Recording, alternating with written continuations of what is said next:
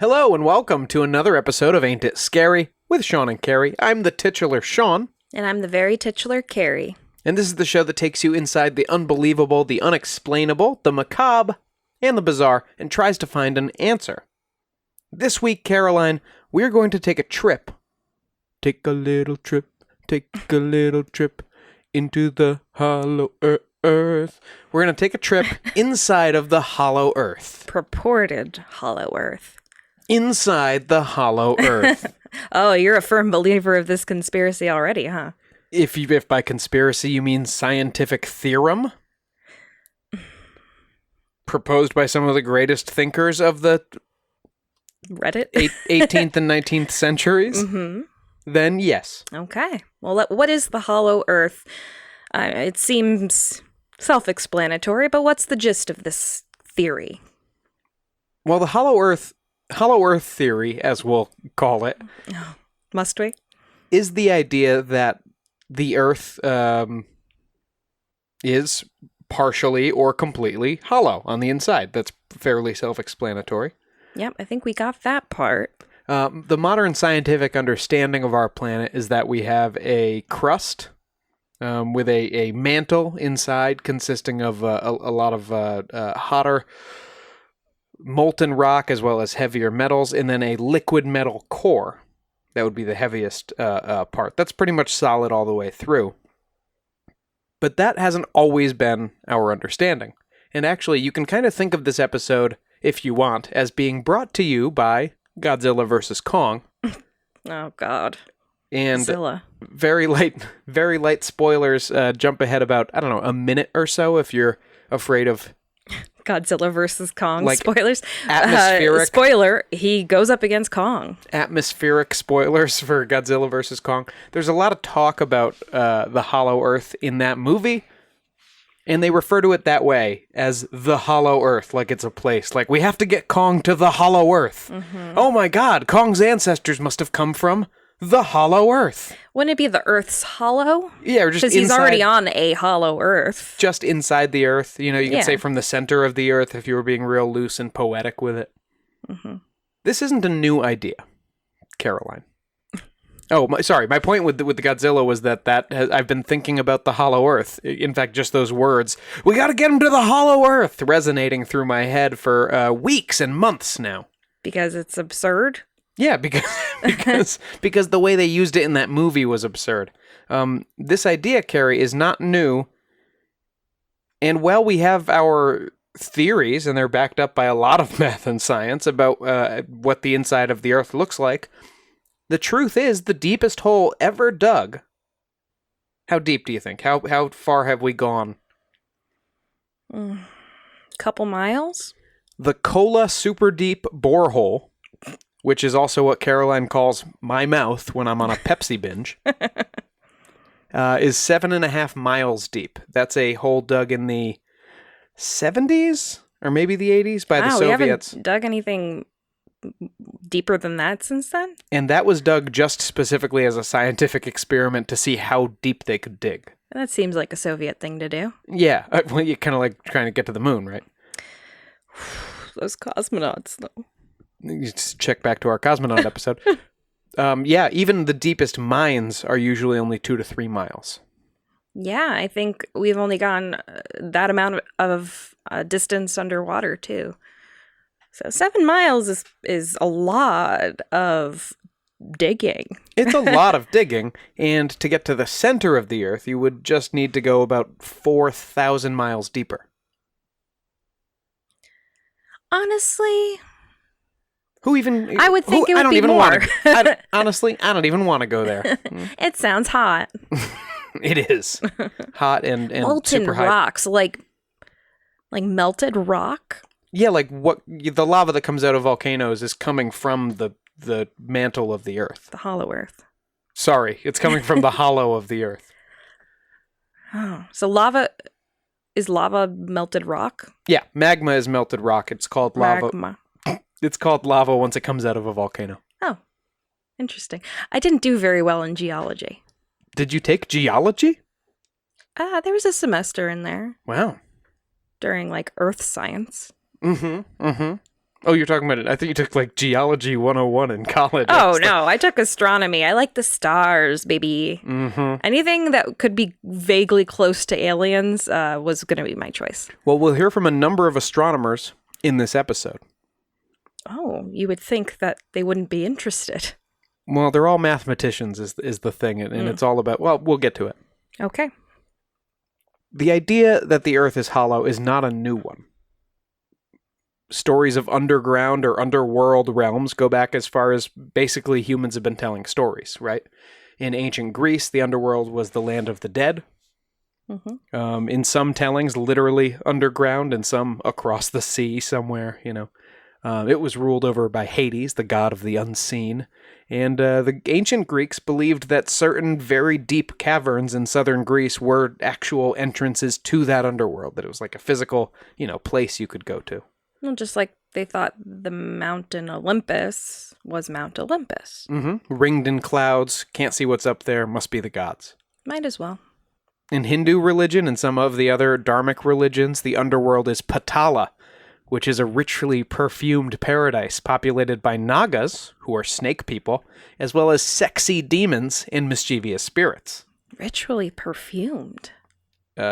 Richly perfumed, not ritually perfumed. Richly perfumed? Yeah. With what? It's described as, like, more beautiful than heaven. I like a good smell. You know that. Yeah, no. So the Patala might be the place for you. Maybe we've got to start finding some holes to jump into. Go jump into a hole.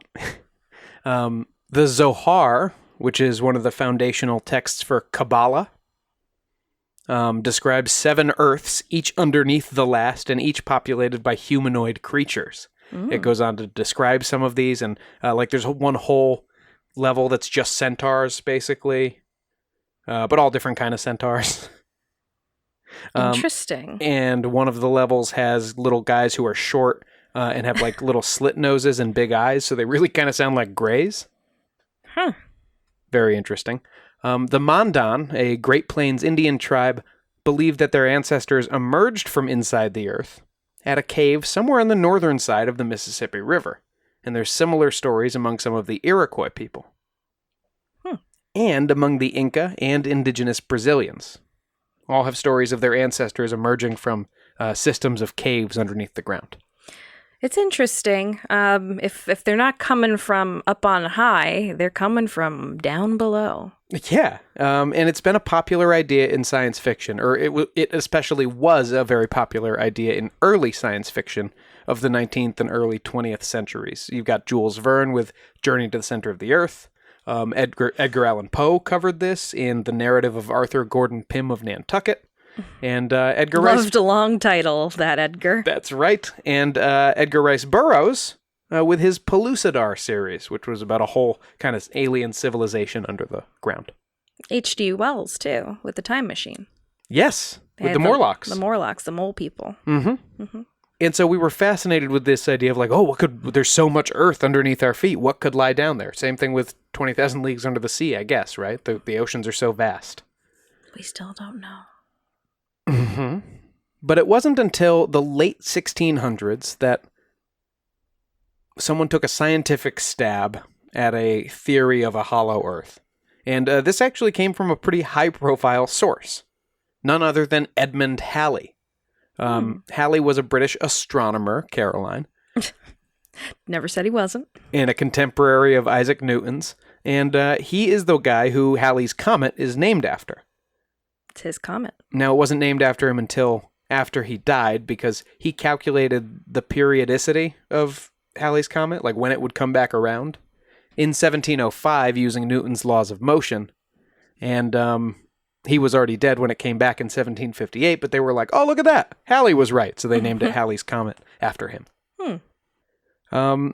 Edmund Halley proposed in a 1692 article a hollow Earth consisting of a shell 500 miles thick, And under that, 2 inner concentric shells, smaller, inside like Majorska dolls.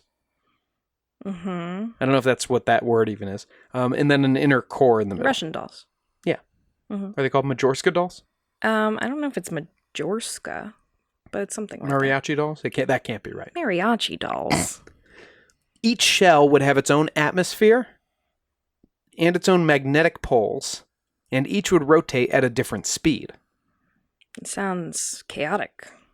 You see, Halley proposed all this to account for the fact that compass readings, this had been plaguing mathematicians and navigators for years, compass readings would actually shift from year to year because the Earth's magnetic fields aren't actually totally stable. Mm-hmm. You can see how that would be vexing if you were trying to get around using only a compass in the middle of the ocean. And so it was a problem that they were eager to solve, or at least be able to predict. Halley thought that the shifts in the magnetic fields might be because there's other magnetic poles rotating around inside of the Earth. He also thought the aurora borealis might be caused by escaping luminous gases that help people live their lives inside of the hollow Earth. Interesting. Mm-hmm. Now, this actually all comes back to Isaac Newton himself. He had an error in his Principia, which was like his big text with a bunch of his just kind of findings from his career. Here's all the science stuff was basically what the Principia was. And in there, he calculated the ratio of the mass of the moon to the mass of the Earth as 1 to 26. Mm-hmm. But he got it wrong. He was using the tides, and he just was off in his method. The modern estimate is closer to 1 to 81. Oh, big difference. Big difference. But so with Newton's numbers, Halley was like, well, but the Earth's so much bigger than the moon. Yeah. Why moon so heavy? Earth hollow? Question mark? Question mark? Listen, Newton nailed the gravity thing. After that, he didn't have to work a day in his life. Yeah, sure. He was also, he was a hugely important rock star, and his laws of motion really, really revolutionized the way that we viewed everything in physics. Scientific rock star. Yes. Is there any other kind? A Mick Jagger. Halley's ideas found a lot of purchase in academic circles in England, and it wasn't long before they made it over to America, to the New World. Right. And this happened through a Halley devotee who you might not expect, the famed New England preacher, Cotton Mather. Cotton Mather.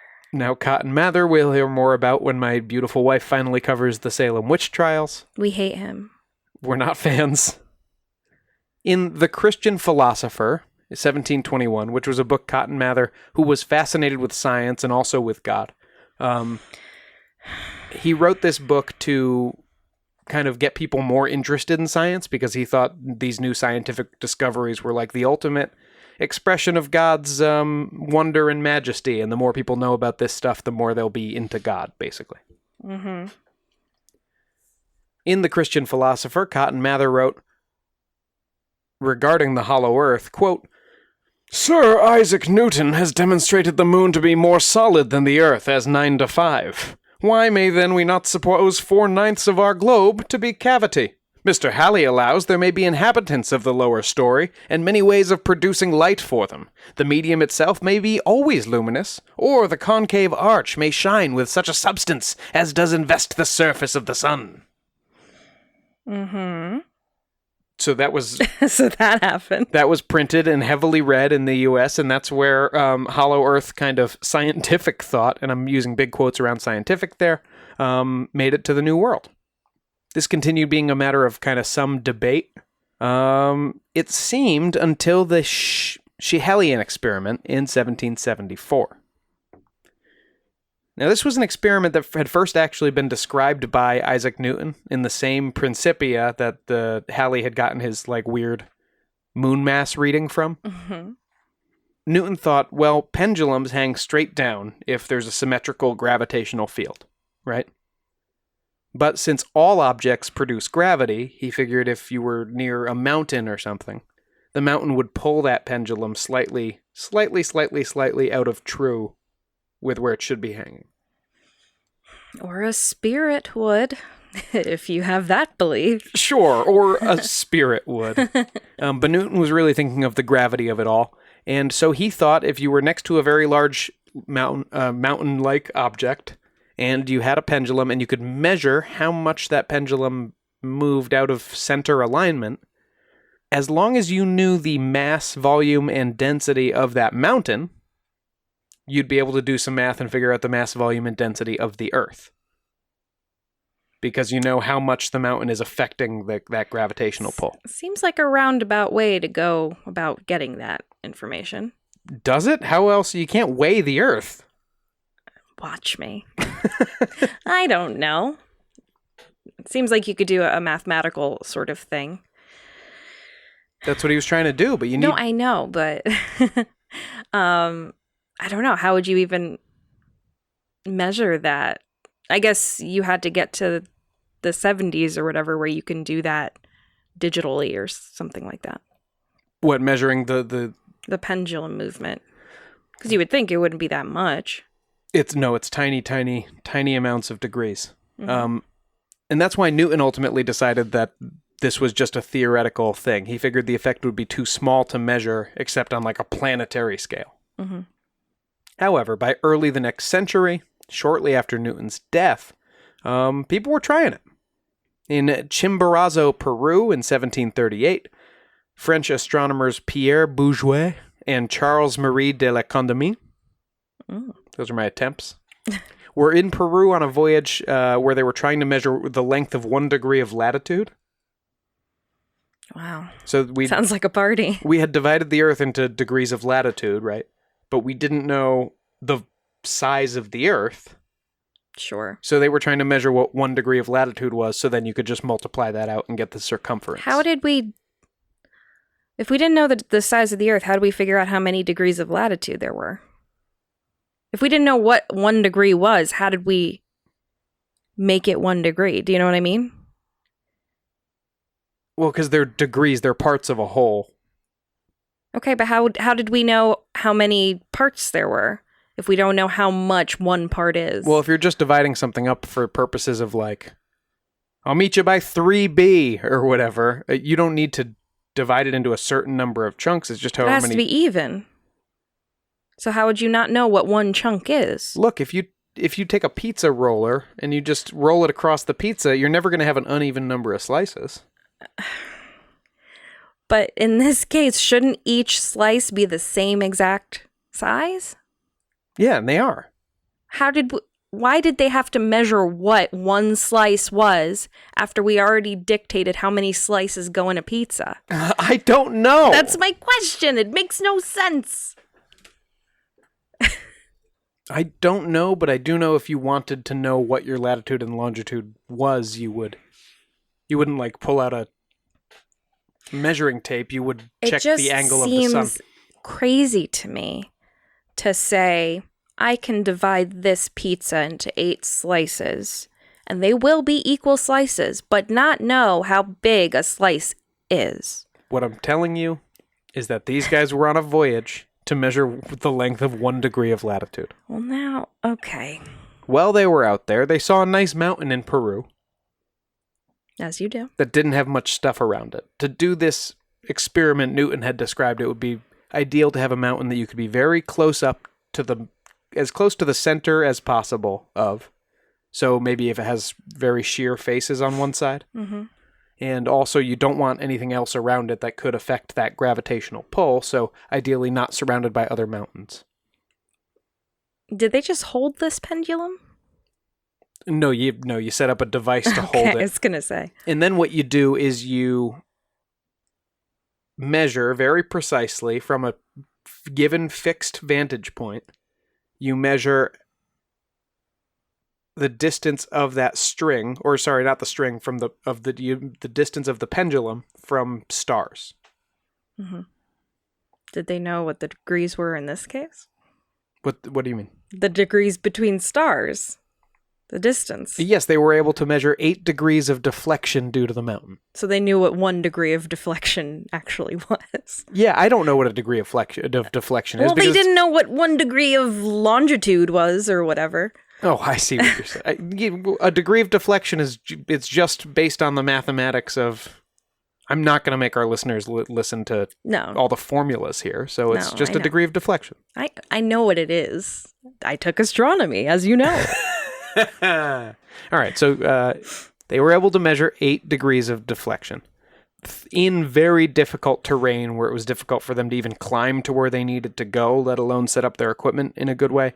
So Bouguer wrote later that the experiment should be carried out on easier ground, like in England or somewhere, but that their kind of preliminary run at it had at least proved for sure that the Earth was not, quote, a hollow shell, as some have suggested. So that was the understanding as early as 1738. But in Scotland in 1774, the Astronomer Royal of Great Britain, Neville Maskelyne, suggested that the experiment be tried again, and that it would, quote, do honor to the nation where it was made. All right, Neville, let's do it. Implying they should do it in Britain somewhere. Sure. Schiehallion in Scotland was selected because it's a big mountain, once again, with a sheer north face away from other hills. Mm-hmm. And they took measurements with a pendulum on the north and south sides of the mountain, and did a bunch of math that I don't understand at all, and ended up calculating the density of the Earth to within 20% error, according to like our modern understanding, which is pretty good. Better than I could do. They ended up, the Earth is actually about 20% denser than they thought it was. But even according to his calculations, the Earth had about twice the density of Schiehallion, the mountain.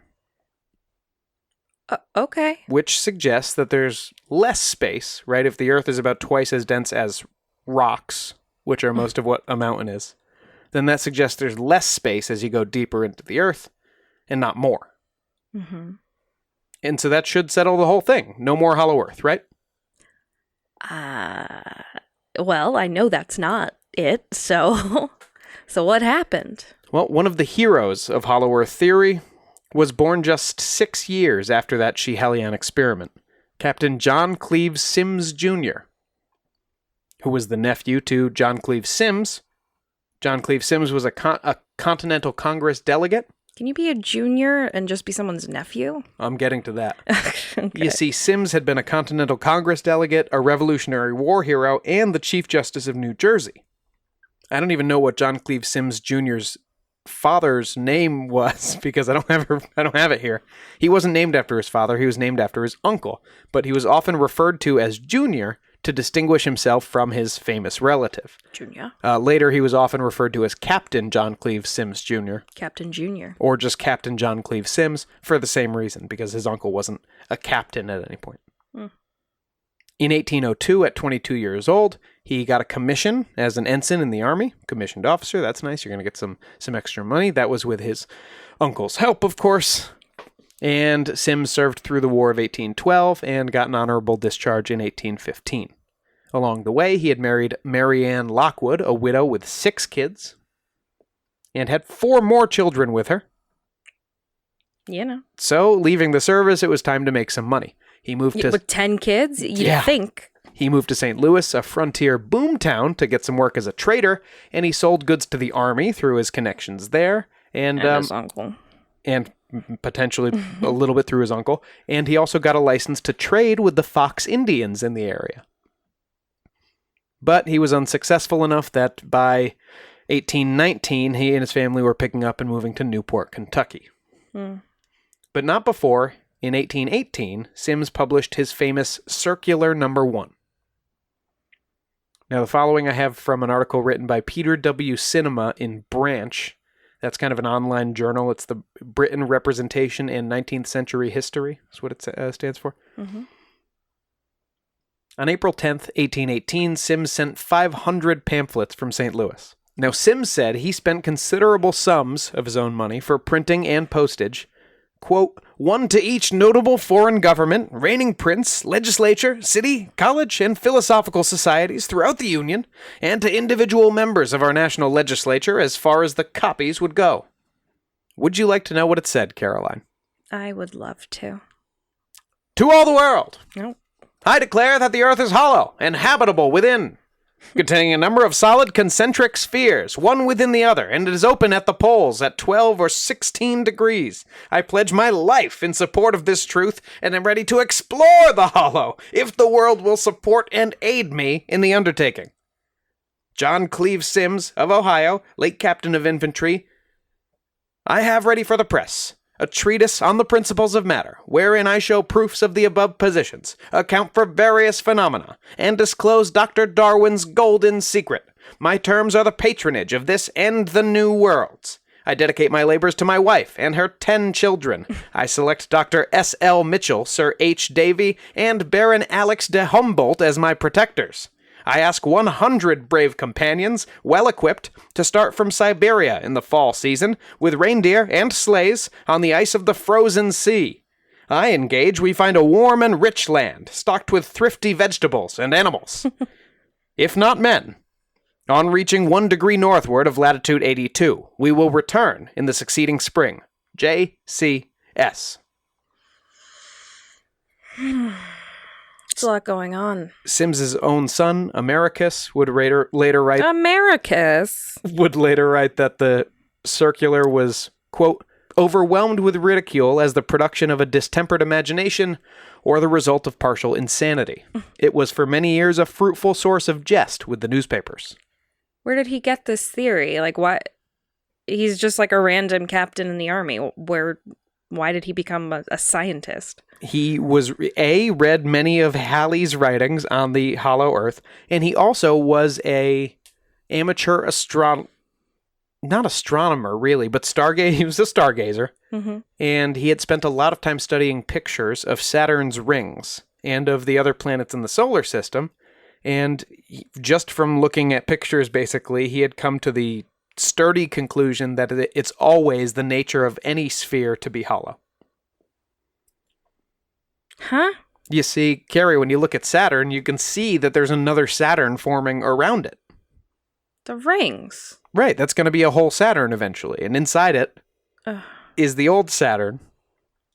Right, and so we're on just the outermost ring of this Earth that has filled out to a degree that it's almost a whole sphere. It's open at the top and bottom. Okay. I guess a bunch of times staring at rings will do that to you.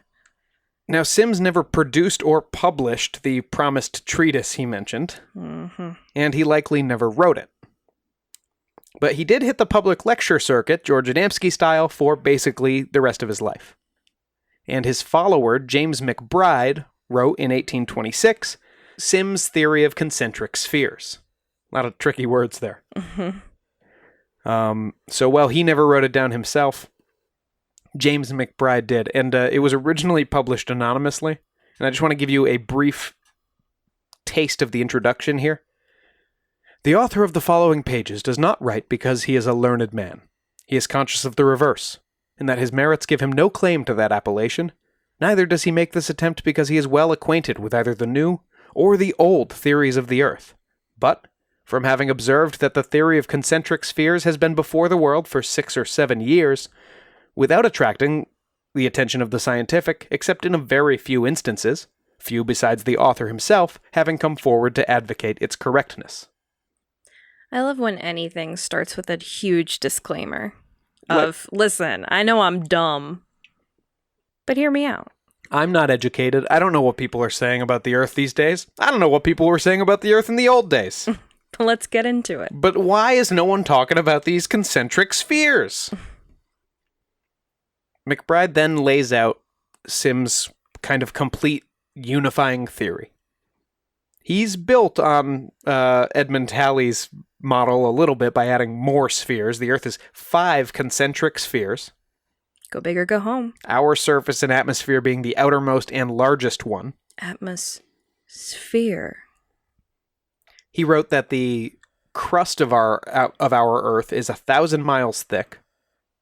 That's twice as thick as Halley was giving it, with an Arctic opening of 4,000 miles across and an Antarctic opening of 6,000 miles across. Okay. That's pretty big. Yep, but he had observed through his careful study of photographs of planets that centrifugal force would produce large flattened openings on the top and bottom of any sphere that was rotating in space for long enough. You can see that there's bands of color on like Jupiter and that it's darker at the top and the bottom. Mars also appears darker at the top and the bottom. But that's not just a big hole. No, of course it's not. But he looked at I think he literally looked at those pictures and went like, there's a big hole there. A couple of holes. Why not us? I guess. He described these holes into the interior of the Earth as having such kind of a gentle curvature that you might walk in without even realizing it. Wow. Presumably until the sky above you is stone. Yeah, it's a bad surprise. In Sim's cosmology, the spheres revolve at different speeds on different axes, so we're still accounting for those weird compass readings. But he says that the sun would shine in through those polar openings and radiate heat and light throughout the entire structure to allow humanoids to live on every level of the hollow Earth. Oh, okay. McBride, in the book version, points to northward migration in the winter as evidence for this. He says, why fishermen report that whales, fish, seals, polar bears, and muskox come down from the north in the spring. Why would they go north unless there's something there? So they're all just going like this big whale just like going up and woo into the hole. Here we go again. Talk about a log flume. Yes. Oh, wait. That was in our other episode. Oh, yes. That was a reference to a Patreon minisode. The end of the book is mostly McBride's pitch to please someone give us money for an expedition to the Arctic so that we can document these holes for ourselves. This was also the subject of most of Sim's speaking tour engagements. We're collecting money for this Arctic expedition. They never did the expedition. But Sims was buried with full military honors after he passed May 30th, 1829. His son, Americus, later had a monument erected on the site. It was a hollow stone globe with holes at the top and bottom. Hey, do what you love, you know? Sims is one example of a strange, out there loner who managed to kind of build a community of friends around himself through these weird ideas. And we've got another one for you right after the break, because in 1869, one man had the courage to flip the script on this whole hollow Earth idea. Like, listen, man, what if the Earth is hollow, but we're living on the inside? Wow. After the break.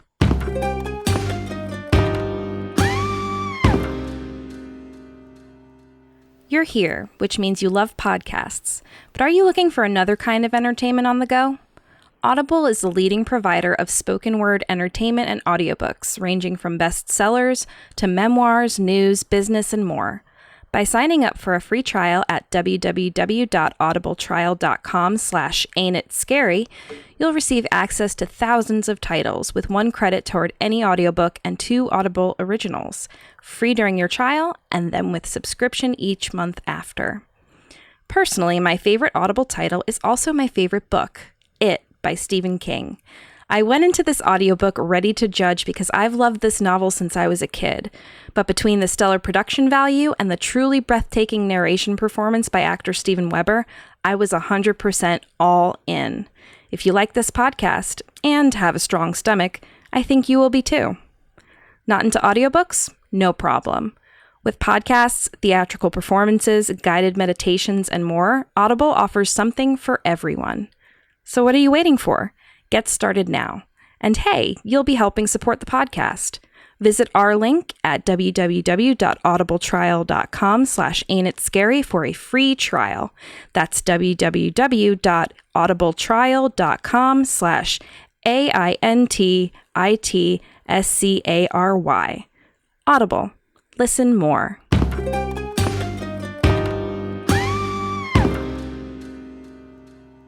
Welcome back. In our first segment, we covered Captain John Cleves Sims Jr., what would you call him, Carrie? An eccentric. An eccentric from the early 19th century who published a circular, mailed it out to everyone he could, and then traveled the country trying to convince people to give him enough money to explore the Arctic for polar holes. Now, it should be noted, Carrie, that that concept has persisted. The polar holes have persisted into some other modern hollow Earth ideas. They're derisively called Sims holes after John Sims Jr. himself. Mm-hmm.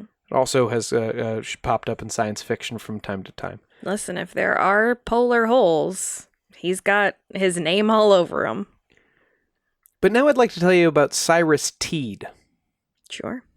Cyrus Teed was a doctor who was born in 1839, and in the late 1860s, he was practicing what he called eclectic medicine from his own practice in Utica, New York. Eclectic medicine was a popular term at the time, and it referred to herbal remedies and stuff kind of mixed with like actual medicine. Mm-hmm.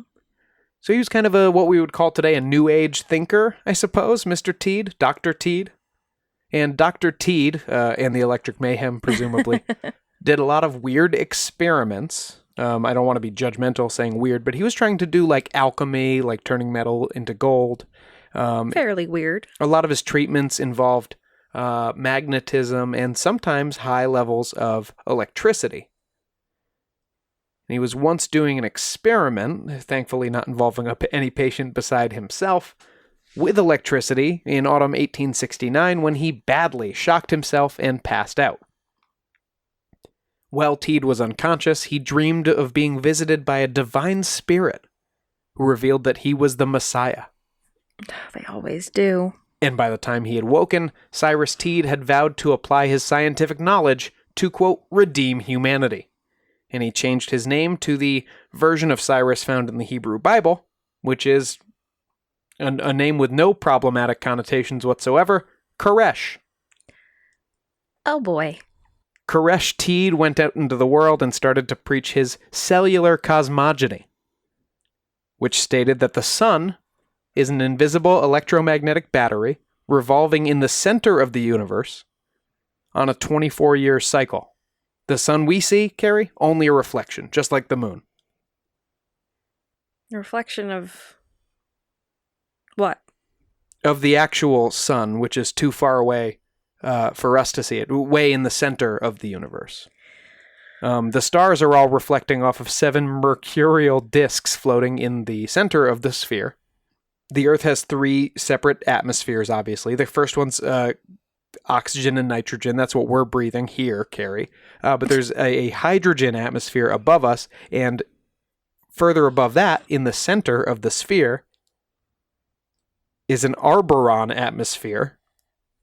Arboron? Yeah, that's a typo that they made in their literature. I don't know if they mean boron. Okay.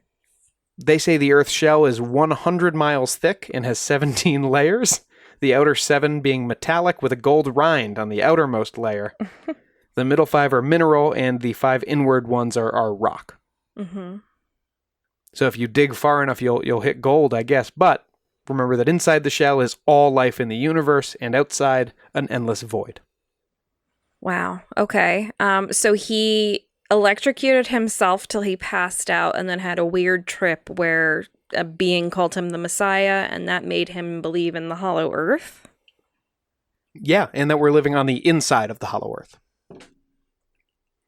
You do you, Cyrus. He also believed that human beings could achieve immortality through reincarnation, but only if they were completely celibate. I'm having a feeling that this wasn't difficult for Mr. Cyrus Teed. You mean Koresh Teed, who, by the way, was convinced he was the 7th Messiah, Jesus being the 6th.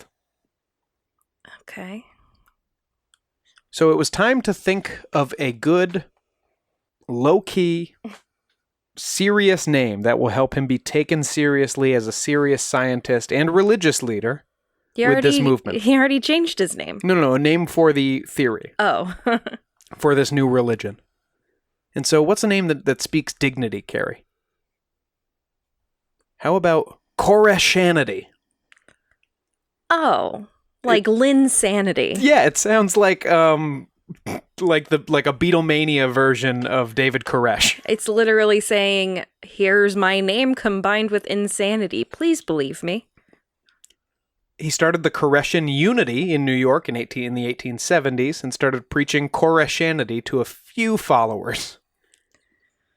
But things didn't really pick up until Koresh had moved to Chicago, where, following his preachings of communal living, a commune actually did start in Chicago around Koresh in 1888, and a second one in Chicago in 1902. So he had two communal, societies of people living there, while he bailed and went to Florida, where he started another community in 1894.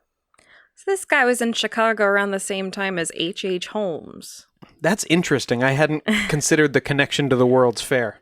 Although I wonder if the World's Fair played into his utopian planned community at all, because once he had gone to Florida, Teed and his followers built their New Jerusalem, as he called it, in the region of Estero, Florida.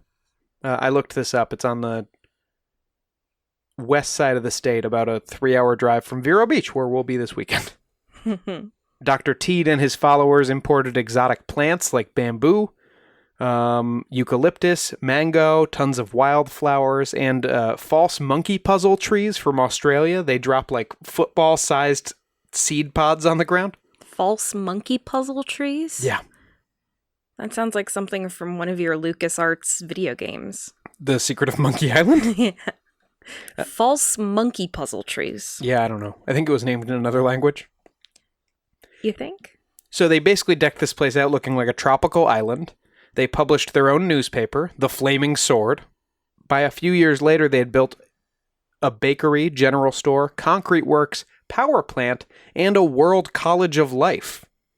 Where this was a regular Teed town. It was a full-on Teed town. The day-to-day operations were run by 7 women known as the Seven Sisters from their communal dwelling, a house called the Planetary Court. So when do all these people kill themselves? It was a lot more peaceful than that. You know what they did do? In 1897, they organized the Koreshan Geodetic Survey, and they spent 5 months measuring a beach with a device they called a rectilineator. Don't make that face. It's not what you think it is. The rectilineator. He's not very good at naming things, Sean. The rectilineator, I've seen pictures of it. It's basically a very long level, like carpenter's level on sawhorses, basically. And they spent 5 months moving this thing down the beach, convinced that if you kept the premise, Caroline, is that if you keep a stick completely level and move it forward, it will eventually touch the ground, because the Earth is concave, and not convex as these outer Earthers will have you believe. Concave being sloping up. We're inside it. So they wanted to prove that. Yeah, by just moving this level far enough that eventually it hit the ground. They never published their results, but Teed said confidently that they were exactly as he had predicted. So sure. Everything above board there. Both of the Chicago communities were eventually folded into the Florida one, and from 1903 to 1908, during its kind of golden age, New Jerusalem had over 250 residents. And they even ran some candidates for the local county government, although they never won. Hey, he probably has more listeners than we do. 250? Yeah, I mean, currently, yes, that's true. But let me tell you about life in the Unity. There were 3 levels of membership. There's always levels and spheres and all this shit. There have to be. Oh, you'll love all the lingo here. At the outer level, you had non-believers who still wanted to work within the community. And they were allowed to marry whoever they want, participate just in kind of secular activities in the community. And they were called patrons of equation. At the middle level, you had the Department of Equitable Administration, who were fully in on communal living and attending worship services with the good doctor. Marriage was allowed for these people, but sex is only for procreation. Underline. And at the core level, you had the preeminent unity, and these were the higher level community members who were totally celibate.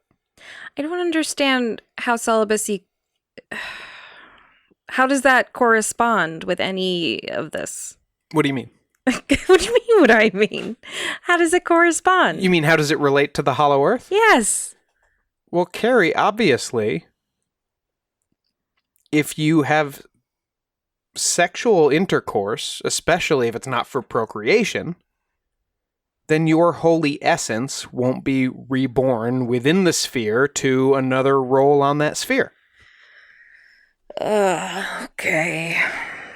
They always bring sex into it, whether it's you have to have sex with me to get to heaven, or you can't have sex so you can get to heaven. It doesn't seem like Koresh Teed was having any sex, and It's doubtful, Sean. I can't confirm whether or not he got into heaven, but I can tell you that he died on December 22nd, 1908. How'd he die? From lingering injuries, it seems like he may have tried to break up a fight between a few of his followers when they were on like a day trip into the city. Oh. But that was unclear because I saw one of the dates I saw for that fight and injury was 2 years before this, so it seemed weird to me. I thought it would be something like he tried to jump into a hole and it didn't work out. No, it wasn't like a leap of faith situation or anything like that. Obviously, his followers anxiously awaited his resurrection because Teed had written in his book, The Immortal Manhood, that he would be resurrected possibly after a few days, followed by him and all of his followers returning bodily to heaven together. They always say that. The resurrection never came, and 2 days of standing vigil later, the body started to rot. After Christmas, county health officers stepped in and ordered burial of the body. Yikes. Teed was buried in a tomb on the south end of Estero Island until 1921 when a hurricane destroyed his tomb and washed his coffin out to sea, never to be seen again. Hopefully, out past the waves, he found some peace out there in the center of this crazy, crazy hollow world we all clearly live inside. Meanwhile, Flaming Sword was published until the printing press burned down in 1949. That's a long time. And the last living follower of Koreshanity was Hedwig Michelle. Hedwig Michelle? That sounds like a drag queen. Hedwig, Michel, was the last Koreshan, and she deeded the colony to the state of Florida in 1961. Holy moly. It's now the Koreshan State Historic Site. I already Googled it. It would be a 3-hour drive for us this weekend if you wanted to go look. Now, Hedwig herself, this is interesting, had joined Koreshanity after fleeing Nazi persecution in Germany, which is where she had learned of Koreshanity. So the guy was pretty much long dead by the time she joined. Yes. Wow. And she heard about it in Germany. Wow. Okay. She ended up continuing to live there on the land, even after she deeded it to the state. She lived there until her death in 1981. She is buried there. She's the only Koreshan buried in the park.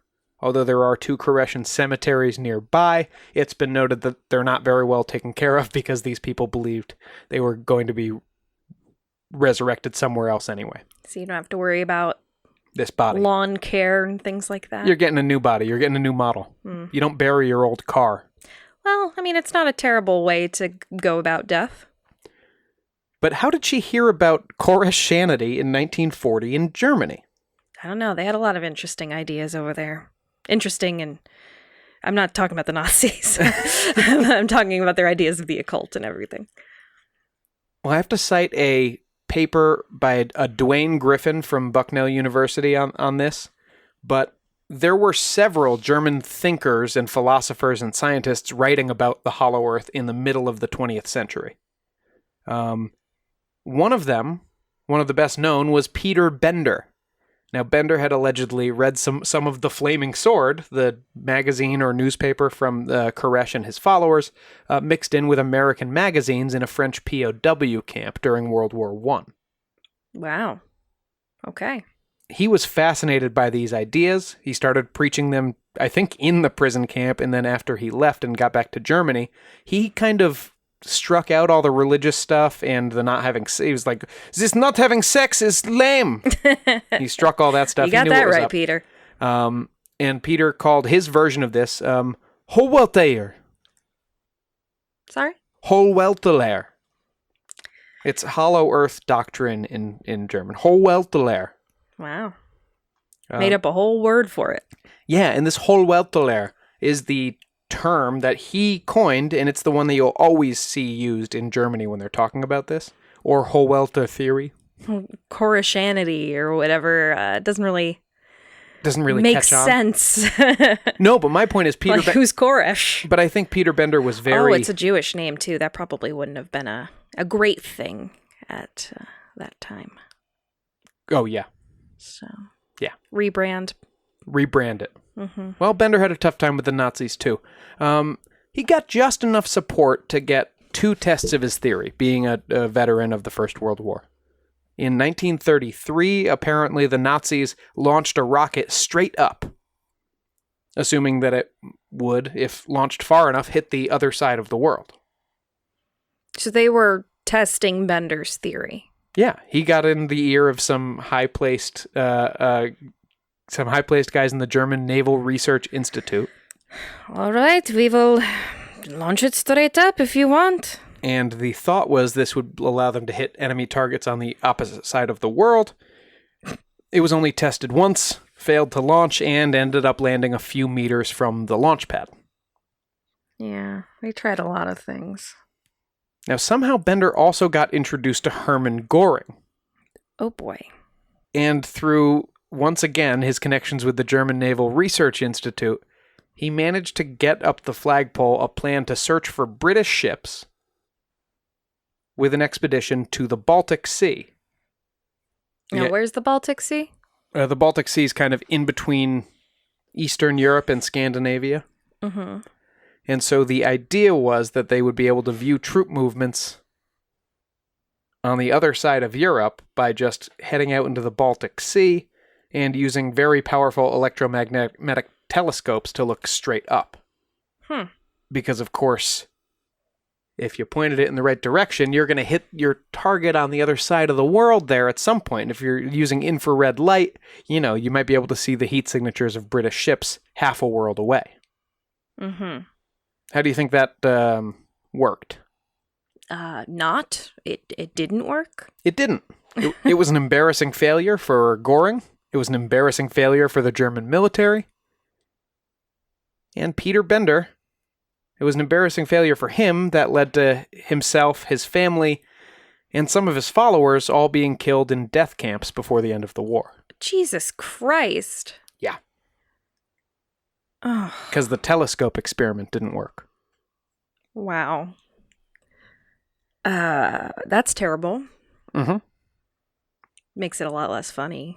It does make it a lot less funny. I was hoping, when I looked into the history of the Nazis and Hollow Earth theory, I was hoping to get like Hitler expeditions below ground to make contact with the Society of the Vril or something like that. Sure, Atlantis bullshit. Yep, none of that. Now, lots of New Agey writers throughout the 20th century connected the Hollow Earth to that's where it's a great excuse for that's where after all these Mu, Hyperborea, Atlantis, after these ancient civilizations existed, where did they go? They just got sucked into the earth. Hollow Earth, Kong Country. Kong Country. So that's kind of the context in which it's been used, since this time. There is no modern. It's not like Flat Earth, where it's become a modern, trendy internet conspiracy theory. There's really not much traction for the Hollow Earth. And now I have seen some things. I think I forwarded you an interview that I saw on the Ticking Talk, conducted by George Norrie of Coast to Coast, interviewing a Hollow Earth expert. Mm-hmm. And he was giving his facts, I guess, to back up why Hollow Earth is a relevant theory. Yes. So some people do believe this. Yes, and currently. Yeah, and there continues to be discussion about it. That's largely viewed as pseudoscience by the square scientific community. But so the Hollow Earth that Edmund Halley talked about doesn't. It's tough to make it work because we know how dense the Earth is. Sure. I mean, we only know that through math. So if our math is all wrong, right? Maybe. But interestingly, the hollow earth of Peter Bender, or Koresh Teed, is actually more feasible because that could be going on right now, and we wouldn't know it just as long as all laws of science and physics, including the way light moves, are opposite of what we think they are. Sure. So, I mean, yeah, I could be a millionaire if things were opposite the way things are. If all the light we see is bending outward on an angle from the center of a cave, then it would make it look as things are now, and we just think we're on the outside of a globe. Okay. This is the kind of talk you get into when you look for contemporary Hollow Earth thought. There hasn't been the kind of groundswell that there has for the flat Earth, and I don't know why. Is there any conspiracy thought behind it? Kind of like the flat Earth, a lot of the theory revolves around how they're faking that we have a round Earth. Why? I don't know. I would have to look into that. But it's very much a conspiracy theory of like, the world really is flat. They don't want you to know. Is there anything like that with contemporary Hollow Earth where it's like, no, the Earth is hollow and they're hiding it because there's such and such in there and they don't want us to find out? You always dip into that. You always dip into that a little bit because if the Earth is hollow, someone's got to be covering something up. Sure, someone's got to know the truth. Someone knows the truth and is Someone hiding. in power has to know the truth. Yeah, and if you look around, all the facts make it look an awful lot like we're on the outside of a round, non-hollow Earth. And so obviously someone has doctored all the facts to make it look that way. So conspiracy. Interesting. So when you're going along with something this crazy, I don't mean crazy because I'm like, it's definitely, I'm not even being judgmental when I say that. Just going against known facts and logic. Flying in the face of everything you know to be true when you look around you. Even just in the distance, you can see the curve of the Earth, right? Even just looking up, you can see the sky. I guess that doesn't... That might just be right, when it's dark us. in your room at night, you look up and that looks like a dark sky. Mm-hmm. So that just could be the bottom layer of the next layer above us, I guess. You're right. I'm convinced. So now we're back to the Hollow Earth, but you're saying we're at the core? I think we would have to be. No, that wasn't. We were always on the outside. Except in Cyrus Teed's thing where we were on the inside of the crust. So what do you think, Carrie? Are we living on the outside or potentially just inside the rim of a hollow sphere hurtling through space? Until something proves otherwise, no. We are living in a dense Earth with a crust and a mantle and a core, as far as we know. But I think there's more proof of the crust and mantle and the core than there is a hollow Earth with mole people civilizations inside and a Kong. Yeah. Area. Yeah. And as cults go, Koreshanity it's not the sexiest thing in the world, but it's pretty sexless. But it's not the worst. It's not the worst cult I've ever seen. These guys just mostly wanted to measure a beach, it sounds like. And not super nefarious, so there's that. It always creeps me out when these things get involved in people's sex lives. I think that's kind of crossing a line. But that's all religions do that too. No, I know. Don't think that's great either. But yeah, I mean, could be worse. What do you think? Is the Earth hollow? Well, yeah. Obviously, yeah, because that's where King Kong lives. Okay, taking Kong out of the equation. I don't know. Florida sounds nice. So no. So it's not. No, I don't think the Earth is hollow. One of these days you'll believe something, Sean. This wasn't the one that was going to get me, certainly. Certainly not. I think the closest you've ever gotten was the Bridgeport poltergeist. You know what? Let's save it for our 50th special. What's that? I don't know. Okay. We've got 10 episodes to plan. Okay. Okay. Hollow Earth. That's it? You're just going to say Hollow Earth? Hollow Earth. You're just going to say Hollow Earth? It's a statement. Well, until next time, listeners, I guess all we have to say is our classic catchphrase, stay hollow. Keep it hollow, baby. Keep it hollow. Hollow it out. Hollow it up.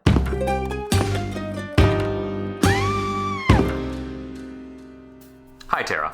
Hi, Nick. I've got a question for you. A hypothetical question. Here for it.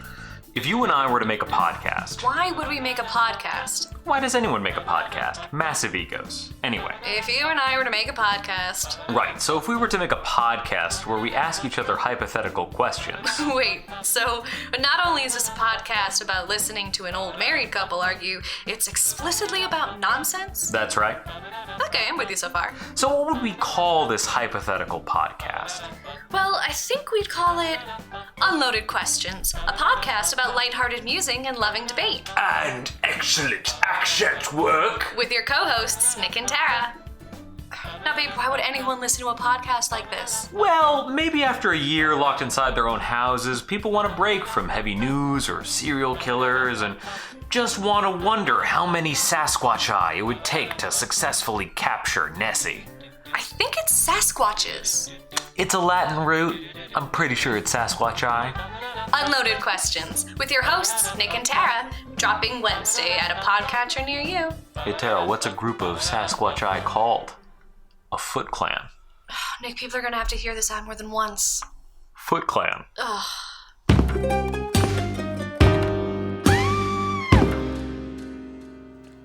It's time to take a trip to the Bizarre Bazaar.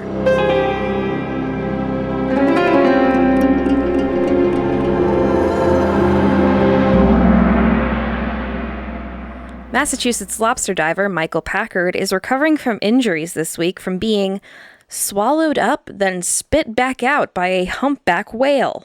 Is that his words? You said it like it was a quote. No, that was my shock and awe. As a licensed commercial lobster diver, Packard makes his living bringing up lobsters from the bottom of the ocean, in this case off the coast of Provincetown, Massachusetts at Herring Cove Beach. About 10 feet from the seafloor, Packard was swallowed whole by a humpback whale. Wow.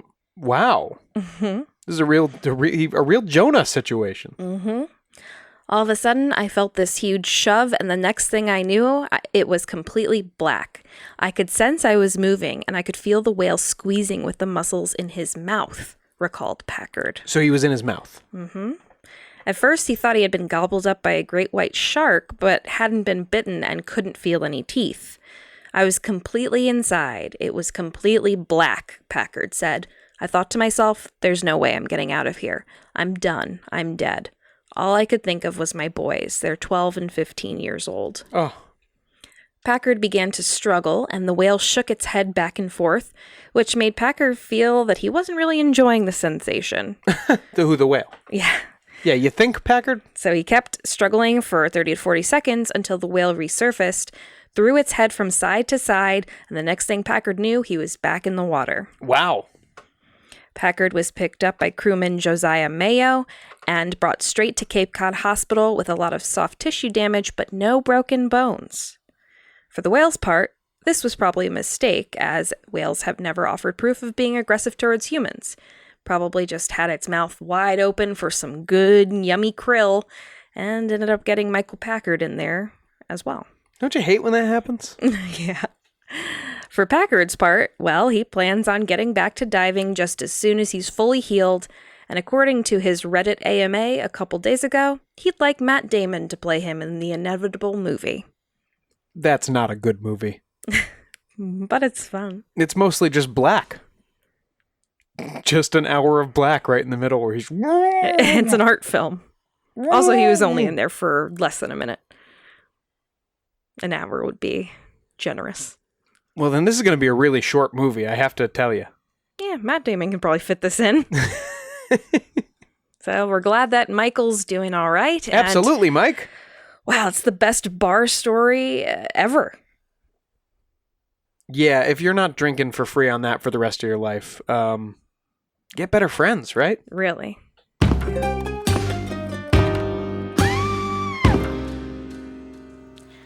That's it for this episode of Ain't It Scary with Sean and Carrie. Like us on Facebook and follow us on Twitter and Instagram at Ain't It Scary, and check out our website at ain'titscary.com. You can support the show by supporting our sponsors and becoming a patron at www.patreon.com/ain'titscary. And please subscribe to the show and throw us a 5-star review on Apple Podcasts. We'll be forever grateful. Yeah, and come and join us on Patreon. We're having a lot of fun over there. We just recorded another mini-sode. We're getting those up on, I think we're going to try to get those up on at least a bi-weekly basis, and then pepper in some other fun content for you. Reaction, I don't know what to say. And pepper in some other fun content. And pepper in some other fun content for you, too. Special thanks to our beloved top-tier patrons, Nate Curtis, Sean O'Donnell, Jared Chamberlain, Maria Ferrante, Robin McCabe, Comfy Mike, and our newest patron, Alex Nakutis. Thanks so much for joining us, Alex. I play board games with Alex from time to time. Yeah, thank you guys so much. See you next Thursday. Show created by Sean and Carrie McCabe. Music by Kyle Ryan. You can check Kyle out at his YouTube channel, Music is a Verb. This has been a production of Long Boy Media.